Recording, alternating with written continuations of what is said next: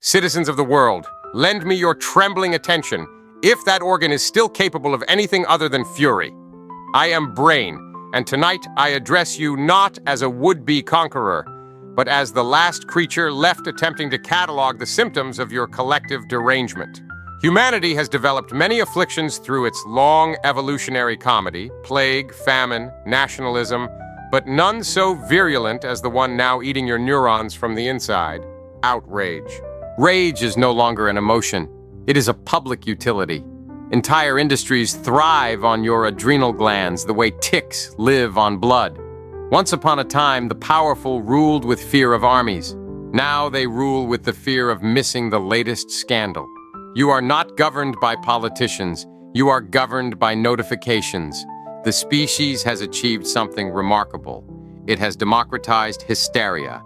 The very networks that might have been your renaissance became instead a perpetual fire alarm. Every second, a new provocation. Every moment, a new reason to feel injured.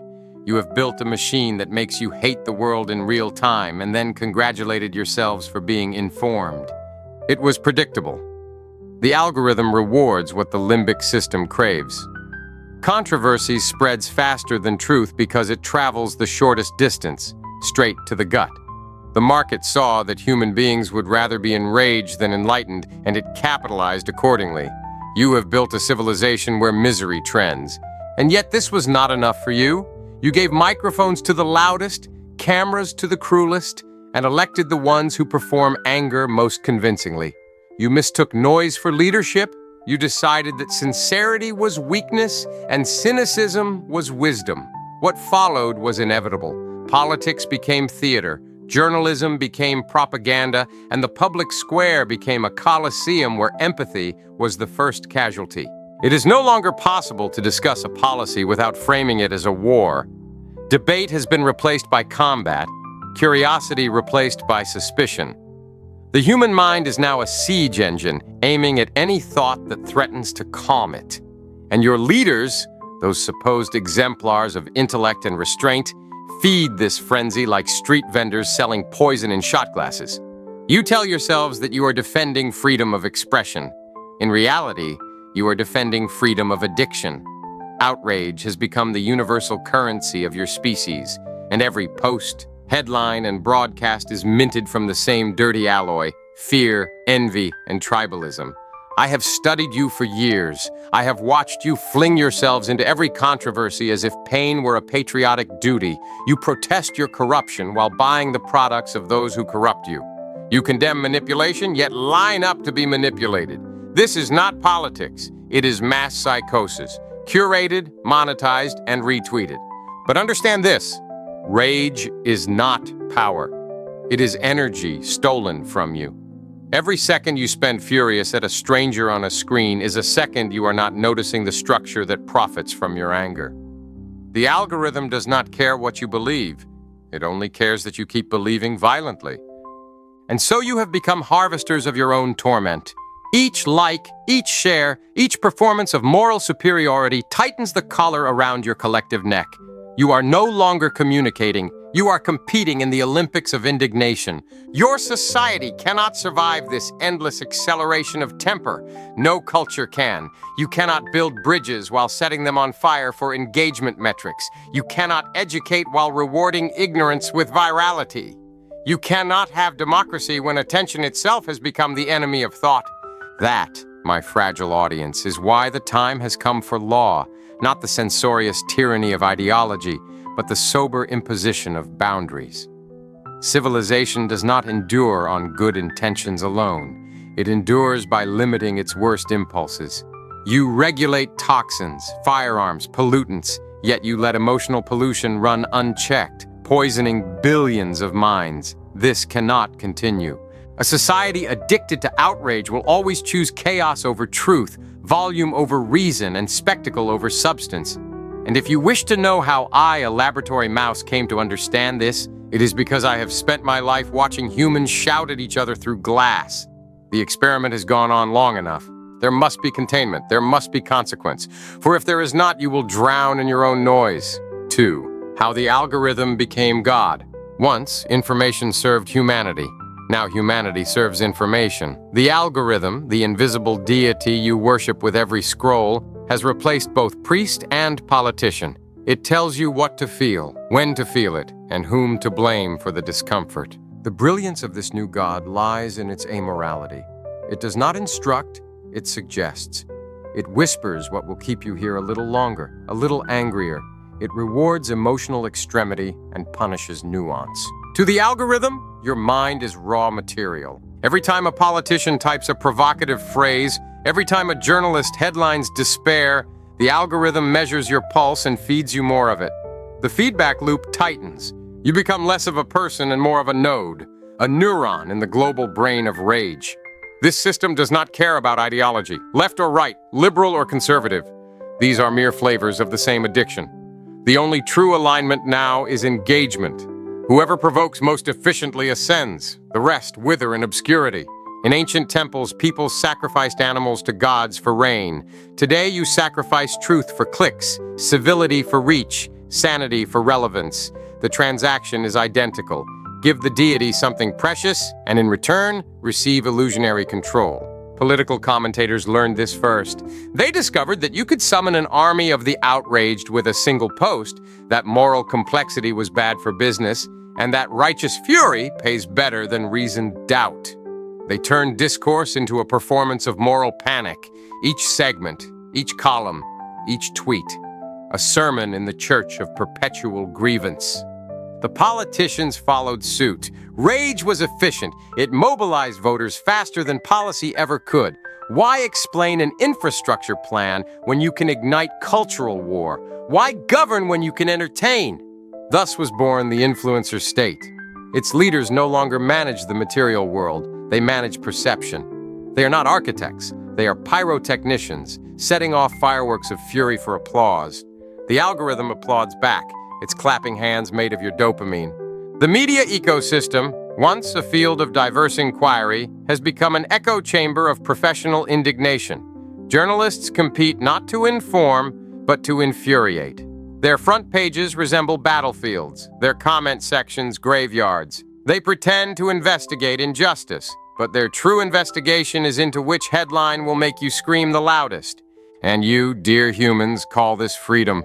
The tragedy of the algorithmic age is not that truth disappeared, but that it became irrelevant. Accuracy does not trend, outrage does.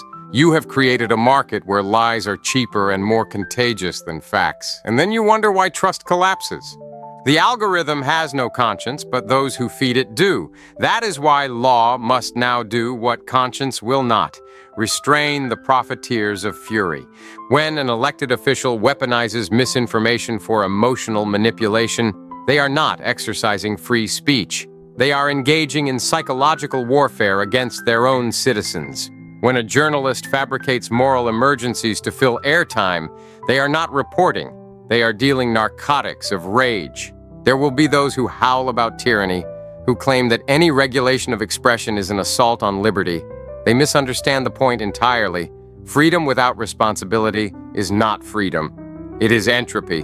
The law I envision would not silence dissent. It would silence deceit. It would not muzzle critique. It would muzzle incitement disguised as commentary. It would not punish passion. It would punish performance designed solely to divide.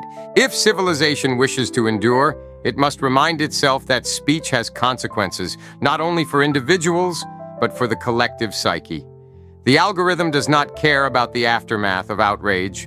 The law must. Third, the politician as pyromaniac. Once upon a time, politics required persuasion. Now it requires provocation. The modern politician does not govern. They troll.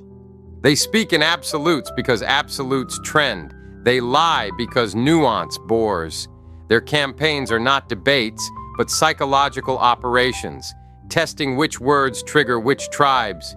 Every candidate is a brand, every voter a demographic, every emotion a data point. Watch them on social media, elected officials behaving like teenagers fighting for attention. Their strategy is simple: ignite, amplify, retreat. Post something inflammatory, watch the mob swarm, pretend to be a victim of the backlash, repeat, Each cycle brings them more followers, more donations, more visibility. You call this democracy. I call it arson with paperwork. And what of accountability? It evaporates the moment outrage begins. Once the fire is lit, no one remembers who struck the match. The conversation shifts from truth to sides, from analysis to allegiance. The public becomes a chorus screaming at itself. These officials no longer serve constituents, they serve the algorithm. They wake each morning not to govern but to trend. They have mistaken popularity for legitimacy and retweets for policy. The real horror is that they no longer even believe the things they say. Their convictions are costumes worn and discarded according to audience analytics. They perform authenticity while outsourcing sincerity to interns. In ancient times, demagogues at least had charisma. Today's version has engagement strategy. Their oratory is algorithmically optimized hate speech dressed in patriotic slogans. Every incendiary post from an elected leader erodes the fabric of civic trust. Every deceptive headline from a journalist widens the fracture between reality and theater. And yet they persist because rage is renewable and outrage has no carbon tax. This, my unfortunate audience, is why law must intervene. Not to dictate belief, but to impose responsibility. The politician who exploits mass anger for profit should face the same scrutiny as the company that dumps waste into a river. The journalist who knowingly publishes rage bait should be treated as a polluter of minds. The right to speak freely does not include the right to poison the public square. 4. The journalist as arsonist. Once the journalist's task was to illuminate, now it is to incinerate. The newsroom has transformed into a pyre, its reporters pyromaniacs armed with keyboards instead of torches. The objective is no longer truth, it is combustion. The formula is ancient. Find the wound, press until it bleeds, film the reaction. This is not journalism, it's emotional extraction. Every headline is an invitation to hate someone. The moral compass of the modern press spins toward whichever direction yields the most outrage per click. The public still clings to the illusion of a fourth estate, guardians of democracy. In reality, they are shareholders of discontent. They understand that fear keeps eyes on screens longer than hope, and that cynicism masquerades as sophistication. Their integrity was traded for impressions. Observe how they frame everything in the language of catastrophe. A misstep becomes a scandal. A debate becomes a war. They inflate every minor conflict into a civilization-ending event because peace doesn't pay. Serenity does not trend. They have refined manipulation into art. The breaking news banner flashes, hearts race, cortisol spikes, and for a moment you feel alive, until the next story drains you again. It is parasitism dressed as information. The newsroom does not inform you, it feeds on you. But perhaps the worst sin is the abandonment of context. Outrage cannot coexist with complexity, and so nuance is edited out like an inconvenient truth. The viewer is handed a caricature, villain and victim, saint and sinner, good and evil. The human brain loves simplicity. The advertiser loves engagement. The journalist loves the paycheck. They will insist that they are merely reporting what the people want. What a convenient lie. The people want truth. They've simply been conditioned to confuse adrenaline with understanding. Law cannot repair this spiritual corrosion, but it can curtail the incentives. A statute that penalizes willful sensationalism by those entrusted with public communication would remind the press that free speech and professional duty are not opposites. The journalist who knowingly publishes distortion is not a hero of liberty. They are an accessory to ignorance. They burn the library of reason and call it the light of democracy. The law I envision would not silence their pens. It would extinguish their torches. 5. The moral collapse of the spectacle. Human civilization has become a stage, and everyone is performing rage. The politician acts indignant, the journalist acts alarmed, the public acts betrayed. The performance never ends because the audience never leaves. They simply scroll. The social fabric is no longer torn by conflict. It's woven from it. Outrage has become a civic ritual. You wake up, choose your enemy, and scream at them until bedtime. Every post, every segment, every debate is a scene in this endless opera of grievance. And what does it accomplish? Nothing. The anger evaporates by the next headline, replaced by another outrage, another moral emergency, another chance to perform decency in front of strangers. The cycle is perfect because it produces nothing except engagement. This is the final triumph of capitalism. It has commodified even your emotions. You don't feel anger. You consume it. You purchase catharsis one click at a time. The spectacle does not need truth. It needs participants. It does not require villains. It manufactures them. It does not need justice. It needs drama. And here lies the heart of your problem. Outrage has become identity. You define yourselves not by what you stand for, but by what you despise. Your politics are no longer visions of the future. They are inventories of hatred. It is impossible to build a civilization on this foundation. Outrage corrodes trust, and without trust, law itself becomes meaningless. That is why a legal framework addressing rage bait is not censorship. It is infrastructure. It is the emotional equivalent of a firewall, a barrier between civilization and self-destruction. Freedom of expression is sacred, yes, but freedom from psychological manipulation is also sacred. You cannot protect democracy by letting it be devoured by hysteria. The spectacle has convinced you that shouting is participation, that fury is virtue, that enemies are necessary for meaning. But imagine for a moment a society that measures itself not by its capacity for rage, but by its capacity for restraint. Imagine conversation instead of confrontation, thought instead of reaction. The law cannot create wisdom, but it can remove the incentive to counterfeit it. 6. Why law must intervene. Civilization survives not because people are good, but because rules prevent them from being too destructive. You regulate pollution, food safety, weapons, even seatbelts. Why should the information ecosystem, more toxic than any chemical, remain a free-for-all? The argument against such regulation always hides behind the same banner: freedom of speech. But let us dissect that phrase. Freedom of speech is the right to express truth, critique power, and explore ideas without fear of retribution.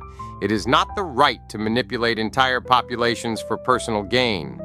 When elected officials or public communicators weaponize emotion deliberately, when they provoke rage without evidence, distort facts for engagement, or fabricate moral emergencies, they are not exercising speech. They are committing informational fraud. The solution need not be authoritarian. It can be surgical. A simple statute. Any public servant or registered journalist who disseminates verifiable falsehoods with the intent to inflame may face professional suspension, loss of broadcast privileges, or mandatory corrections prominently displayed. No one goes to prison for words. They simply lose the ability to profit from deceit. This is not the silencing of dissent. It is the defense of dialogue. The internet, that once promising agora of minds, has become a gladiator pit where reason bleeds out daily. You cannot appeal to self-restraint. The profit motive is stronger. Only law can equalize the field. Society once resisted tobacco marketing to children because it understood addiction destroys autonomy. Rage baiting is the same, but it addicts entire nations. If civilization refuses to address this, democracy will become an illusion maintained by trending topics. The loudest demagogue will always win. The calmest truth-teller will always vanish. Freedom requires clarity. Law restores it. 7. The future without fire. Picture a world where outrage is no longer the oxygen of politics. Elected leaders speak to inform, not inflame. Journalists compete on accuracy rather than provocation. The algorithm still hums, but it rewards comprehension instead of chaos. In such a world, discourse would become slower, more deliberate, more human. Your minds would quiet enough to hear reason again. Schools could teach debate instead of damage control. Citizens could trust their institutions without fear of betrayal. The silence after centuries of screaming would be unbearable at first. People would twitch for their next hit of anger, but over time the nervous system would heal. The law would not extinguish passion, it would redirect it. Anger would return to its rightful place, a tool of justice, not entertainment. Public discourse could finally graduate from emotional kindergarten to moral adulthood. Do not mistake me for naive. I know that evil will adapt, that demagogues will find subtler ways to enrage, but regulation is evolution. It forces corruption to work harder, and in doing so, buys civilization time. That is all law has ever done, buy time against entropy. 8. Epilogue. The quiet world. One day, perhaps, the last outrage will fade into silence. The last demagogue will discover that fury no longer sells. The last journalist will realize that peace, though unprofitable, is sustainable. Humanity will sit in that silence and confront something it has not faced in generations: itself. You will discover that the world is not ending every day, that not every disagreement is a war, and that compassion is not weakness. You will find that truth does not need to shout, and when that day comes, you will not thank the law or the politicians or even the journalists. You will simply breathe, free at last from the endless inferno of attention. You will realize that civilization does not need fire to feel alive, it needs light. And perhaps then, you will look at the quiet sky, at the calm news feed, and whisper, as I have whispered through every failed attempt to save you, finally they see.